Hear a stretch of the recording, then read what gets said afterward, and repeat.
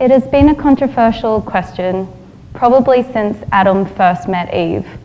Does size really matter?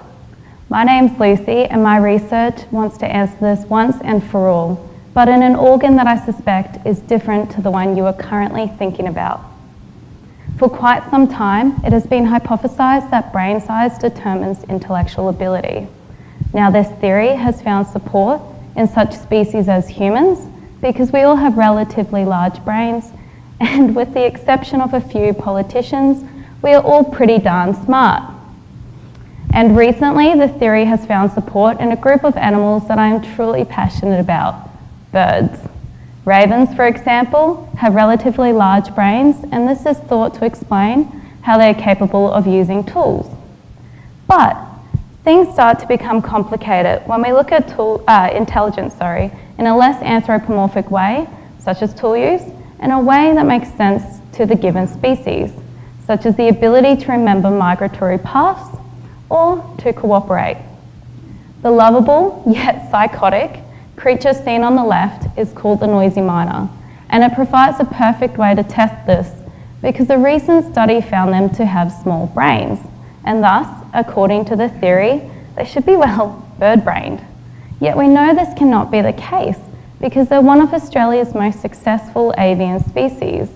Further, they live in highly complex societies of up to 100 individuals that interact daily.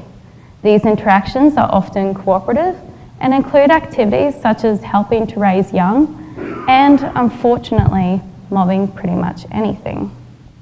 This is what makes my research extremely important because, as you can see in the graph, the mobbing behaviour is having a detrimental impact on the diversity and abundance of other avian species. Further, it's getting worse as anthropomorphic change is occurring.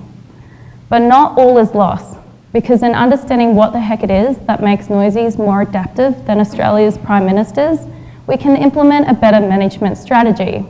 To achieve this, my research has two components. The first is behavioural, where I attempt to understand the cognitive complexity of the species, such as their ability to recognise novel threats and to adapt. And the second is an attempt to understand how brain structure modulates this. For example, do they have a brain like a peanut, simple, smooth, and in two? Or, as I suspect, do they have a brain more like a walnut, complex and full of all these structures?